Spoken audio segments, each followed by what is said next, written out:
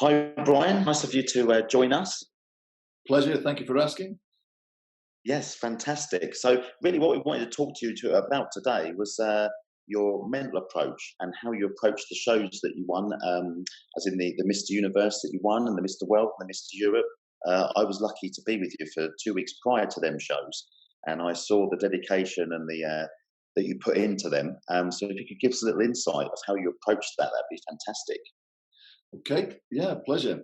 So, my strategy and mental approach was not that I wanted to win the Mr. Universe, it was that I couldn't afford not to because I didn't want to get to be 60, 65, 70 and look back and think, what if only?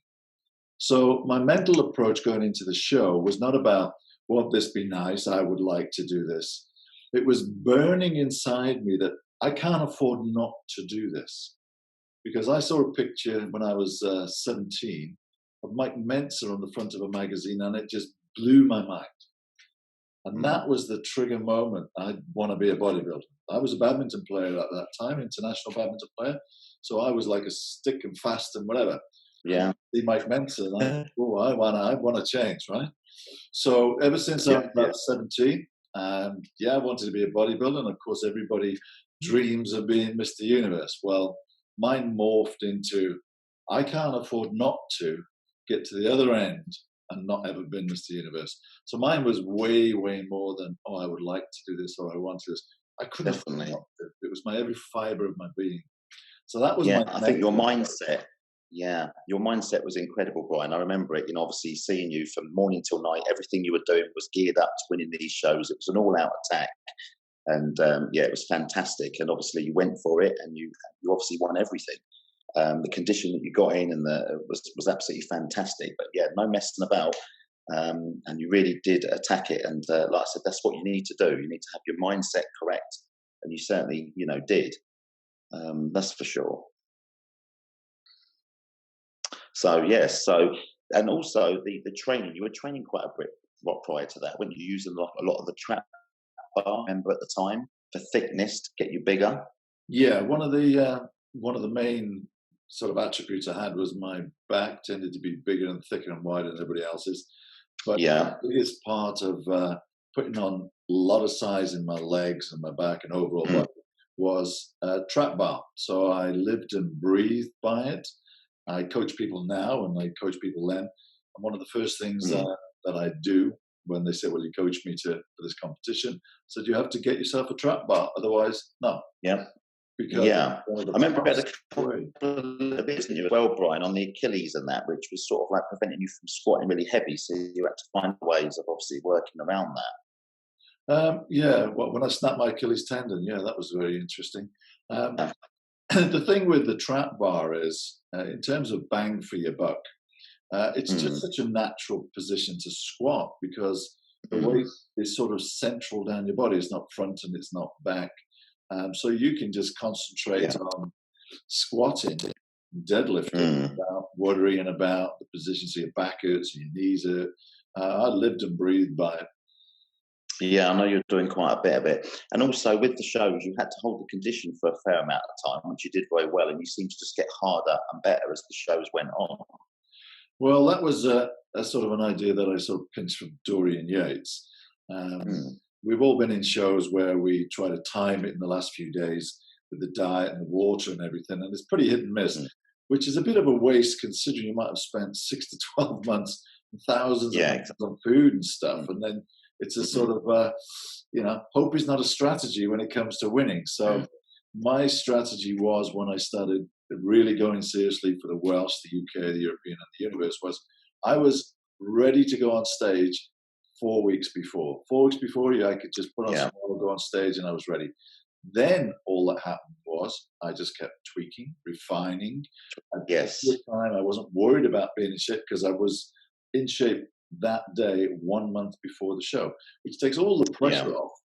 And it means that Definitely. you can, not coast, but you can monitor it. You're not guessing, am I going to be okay? You know you're okay. Yeah. You just get harder. Yeah. I also Um, remember you logging everything, Brian. You kept a good log of everything, didn't you? Which I think you still have to this day. I do. I do. I didn't. eat anything for 2 years that I hadn't weighed and counted the protein, fat, carbohydrate, and calories. 2 years. Yeah. I had a stack of journals like this.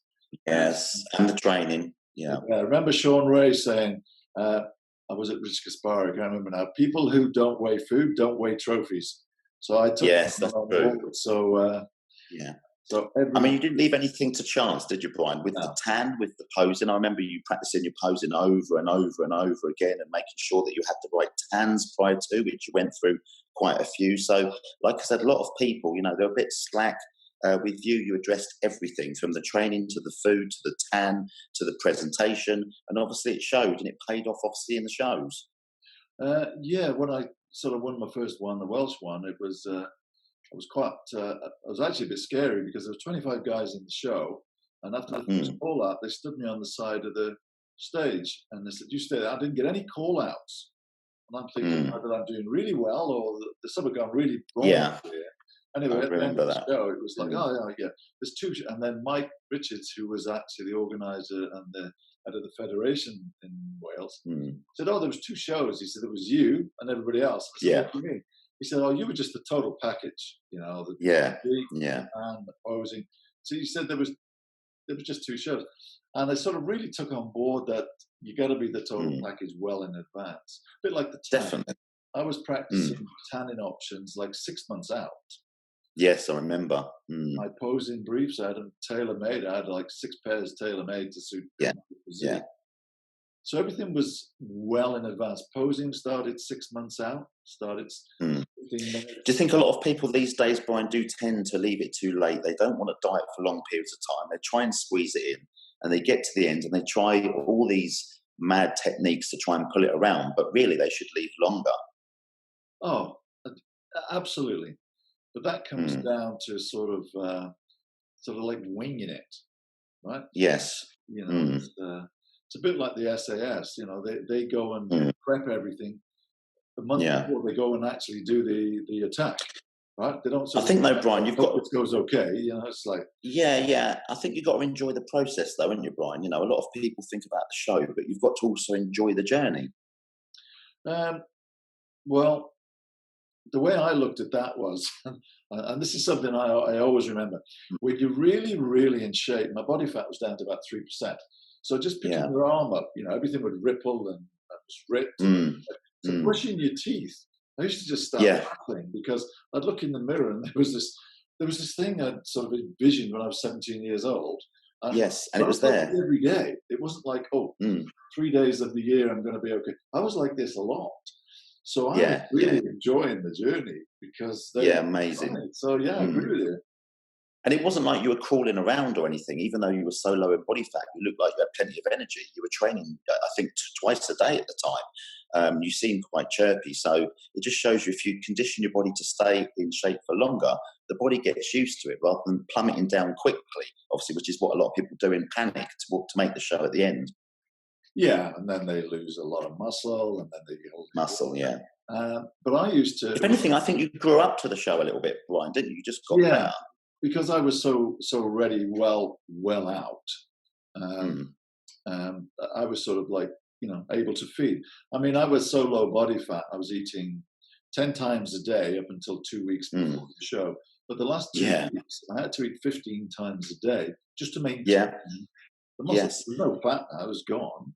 So anything that went down was like muscle. Being utilized. Being used, I mean, I remember that actually because I was dieting with you for a short period of time. Certainly when you did the Universe, I think I was getting ready for the Britain. But when you come and stayed with me before, I was actually bulking up and you were eating more food than me when you were dieting than I was when I was bulking. So it was crazy really how efficient we got, and the food that was going in regularly, obviously, and the body was using that, it was amazing. Well, it was just it was like super clean food. There was really no fat. But I was at such a state that if I lost anything, like it was muscle. So I just had to keep sort of my weight. And then I judged a lot of it was on weight. And I remember, a few days before the show, I pulled you out of bed at 5 o'clock in the morning and said, I remember, I need to weigh myself. Why is that? Well, I always weigh myself at 5 o'clock and then 12 o'clock and 7 o'clock at night just to make sure. We got up and went to the gym, didn't we? Yeah. So we're on the same scales, we're not on any different scales. Yeah, not the bathroom ones, That's the top ones. So yeah. absolutely. Yeah, absolutely fantastic, Brian. That's great. Also, another thing that a lot of people ask me, be interested to know if you did it. You know, did you ever put any cheat meals in? Because people always talk about cheat meals. In fact, they talk about the cheat meals before they've even started the diet. You know, and it's quite funny. I said, you know, do people really diet that, you know, as hard as they need to? Do they get slack? I find that they put so many cheat meals in that they get to the end, they've run out of time, and of course they're not ready. But personally, me, I never used to put a lot of cheat meals in at all. But how did you do that? Good question. I had one cheat meal on a Friday, and it was Right. So you did do that then, Brian. You did have your cheat meal like once a week. once a week. Yeah, ghetto. Yeah. Chocolate ghetto. So once a week. Chocolate ghetto. Yeah. But I mean, you're a very big guy, but Brian, so you can get away with a little bit, you know, obviously more. You know, I mean, how tall are you, Brian? 5'11", and when 5'11". Yeah. yeah, when I won the universe, I actually weighed I weighed 242 for 3% body fat. So Yeah. you know, I was pretty. It's quite big. Yeah. And I remember it. That's heavy. Yeah. So I remember you standing in the kitchen that morning and obviously thinking, "Wow, it's going to take a really good guy to beat him," because you were ripped and full, and it was you nailed it that day for sure. Yeah, well, Dorian won his the first Olympia. He didn't weigh 242. He actually weighed less. Yeah, and I think he was about the same height. I think he's 5'10", something like that. And it so it just shows you really you were big. But obviously you won everything. You know you did everything that it took to win, and you did. There was really nowhere else to go after that because you pretty much won everything. So it was a great experience, and I'm pleased that I was part of seeing it as well.